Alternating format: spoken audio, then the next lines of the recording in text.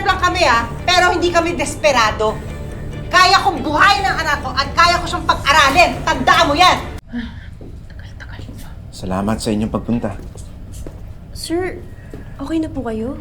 Nakakaalala na kayo? Oh, magaling na ako, Elisa. Nasaan si Minerva?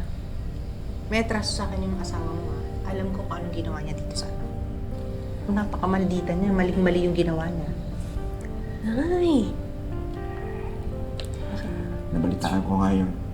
Unang-una, gusto kong humingi ng paumanhin sa ginawa ni Minerva sa'yo, Elisa. Para malaman mo na taos-puso talaga ang aking panghingi ng tawad. I'd like to offer you a full scholarship with monthly allowance. Kahit saan school mo gusto. At pwede ka rin magtrabaho for us. Naghahanap kami ng cook. Pwede kang umuwi sa inyo every weekend. Talaga, sir? Pero meron lang akong hihilingin sa yung maliit na pabor. Gusto ko sanang sabihin mo sa publiko na hindi ka tinapunan ng pagkain ni Minerva na aksidente ang nangyari. Hindi gaya ng lumalabas sa video. Tinuturuan mo magsinungaling yung anak ko Alam mo ikaw, pinatira kita sa bahay ko, di ba? Kasi akala ko mabuti kang tao. Kamali ako.